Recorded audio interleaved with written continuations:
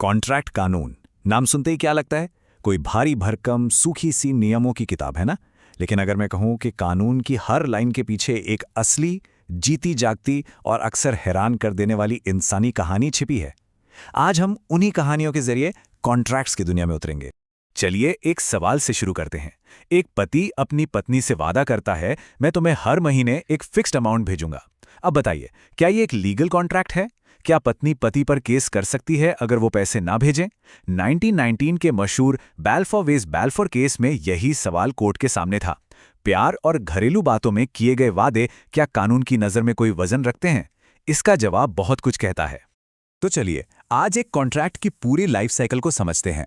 हम शुरू करेंगे कि एक सौदा बनता कैसे है, फिर देखेंगे कि किसी वादे की असली कीमत क्या होती है, कौन है जो लीगली कोई सौदा कर सकता है, और अगर कोई वादा टूट जाए तो क्या होता है, और आखिर में हम ये भी समझेंगे कि ये सदियों पुरानी कहानियां आज भी हमारे लिए इतनी ज़रूरी क्यों हैं। ठीक है, तो शुरू करते हैं पहले स्टेप से। किसी भी कॉन्ट्रैक्ट की जान होती है मीटिंग ऑफ माइंड्स, मतलब जब दो लोगों का दिमाग एक ही बात पर एक ही तरह से मिल जाए। कानूनी भाषा में इसे कहते हैं ऑफर और एक्सेप्टेंस। पर यह जितना सीधा लगता है उतना है नहीं। अब देखिए, एक पक्के ऑफर और सिर्फ ऑफर के लिए इनविटेशन में जमीन आसमान का फर्क है। जैसे हार्वी वर्सेस फेसी केस में किसी ने बस टेलीग्राम करके पूछा, भाई इसका सबसे कम दाम क्या लगाओगे? जवाब में दाम बता दिया गया। कोर्ट ने कहा, रुको, ये तो बस मोल भाव की शुरुआत है, बेचने का पक्का ऑफर नहीं। ठीक वैसे ही जैसे किसी दुकान में शेल्फ पर कोई चीज रखी है, वो असल में आपको बुला रही है कि आओ और मुझे खरीदने का ऑफर दो। और ये देखिए वो धांसू विज्ञापन।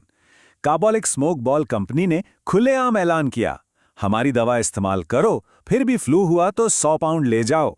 और तो और अपनी बात को सच्चा साबित करने के लिए कहा, देखो हमने 1000 पाउंड बैंक में जमा भी करा दिए हैं। बाद में कंपनी कहने लगी, अरे वो तो बस ऐड था जी। पर कोर्ट ने कहा, ना जी ना, बैंक में पैसा जमा कराना ये दिखाता है कि आप सीरियस थे। ये पूरी दुनिया के लिए एक खुला ऑफर था। कानून की दुनिया में इस विज्ञापन ने एक यूनिलैटरल कॉन्ट्रैक्ट बना दिया। नाम थोड़ा भारी है पर मतलब सीधा सा है। कंपनी ने एक तरफा वादा कर दिया। अब इसे एक्सेप्ट करने के लिए आपको कोई चिट्ठी पत्री नहीं लिखनी थी, बस कंपनी ने जो कहा वो कर दो। आपका एक्शन ही आपका एक्सेप्टेंस है। और बेचारी मिसेस कार्लिल ने तो बस वही किया, ऐड देखा, दवा खरीदी, जैसे बताया वैसे इस्तेमाल की, और फिर भी फ्लू हो गया। बस इन स्टेप्स को पूरा करते ही उन्होंने कानूनी तौर पर कंपनी का ऑफर मान लिया। अब तो इनाम देना ही पड़ेगा। एक्सेप्टेंस के 2 और बड़े मजेदार नियम हैं। लालमन शुक्ला वाले केस को देखिए। एक नौकर ने अपने मालिक के खोए हुए भतीजे को ढूंढ लिया, बाद में पता चला कि इनाम रखा था। पर कोर्ट ने कहा, भाई जिस ऑफर के बारे में पता ही नहीं, उससे कोई एक्सेप्ट कैसे कर सकता है? और दूसरा केस फेल्ट हाउस वर्सेस बिंदली का सिखाता है कि चुप्पी का मतलब हां नहीं होता। एक चाचा ने भतीजे को लिखा, जवाब नहीं दिया तो समझूंगा घोड़ा मेरा। भतीजा चुप रहा। कोर्ट बोली, ऐसे कैसे? आप किसी पर अपनी मर्जी नहीं थोप सकते। तो ठीक है, ऑफर हो गया, एक्सेप्टेंस भी हो गया, पर बात अभी भी अधूरी है। किसी भी वादे को पक्का कॉन्ट्रैक्ट बनाने के लिए एक तीसरी बहुत जरूरी चीज चाहिए, जिसे कहते हैं कंसिडरेशन। आसान भाषा में कुछ के बदले कुछ। कंसिडरेशन वो कीमत है जो दोनों पार्टियां एक दूसरे के वादे के लिए चुकाती हैं। ये पैसा हो सकता है, कोई सर्विस हो सकती है, या यहां तक कि कुछ न करने का वादा भी हो सकता है। असल में यही वो चीज है जो किसी नॉर्मल वादे को एक लीगल कॉन्ट्रैक्ट में बदल देती है। तो ये कुछ के बदले कुछ आखिर है क्या? चलिए इन 2 केस से समझते हैं। केदारनाथ केस में एक आदमी ने टाउन हॉल बनाने के लिए चंदा देने का वादा किया।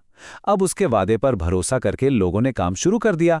यहां वो काम शुरू करना ही कंसिडरेशन बन गया। लेकिन दुर्गा प्रसाद केस में मामला उल्टा था। दुकानें पहले ही किसी और के कहने पर बन चुकी थीं, उसके बाद कमीशन का वादा किया गया।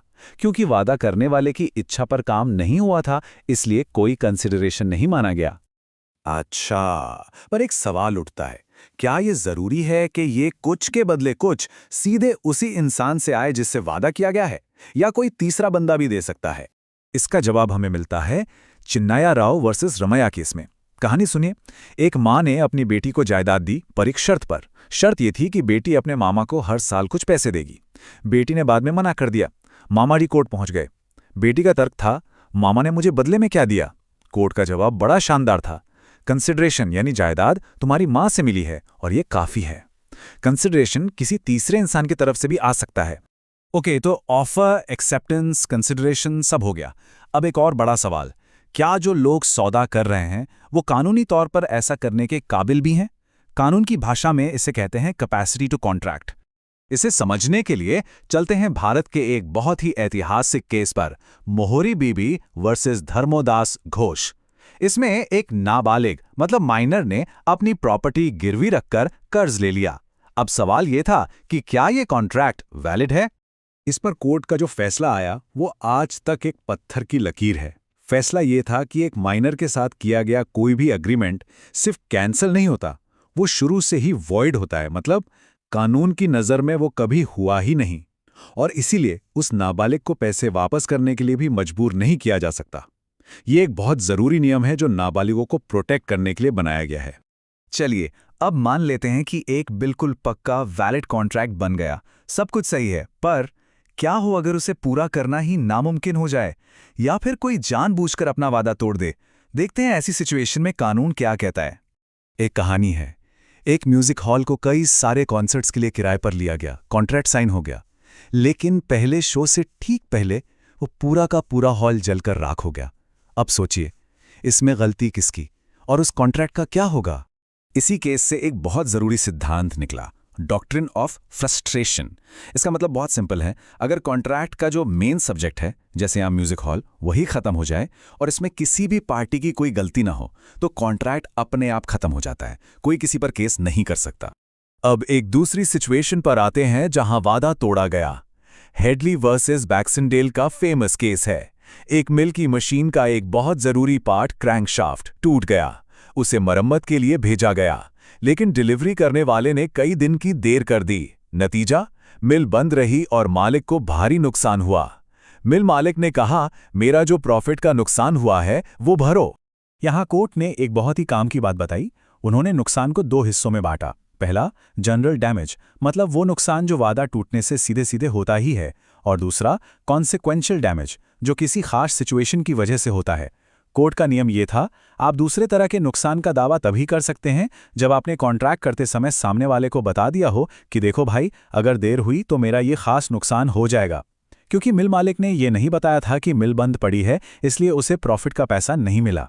तो हमने एक स्मोक बॉल, एक जले हुए हॉल और एक टूटे हुए पार्ट की कहानियां सुनी।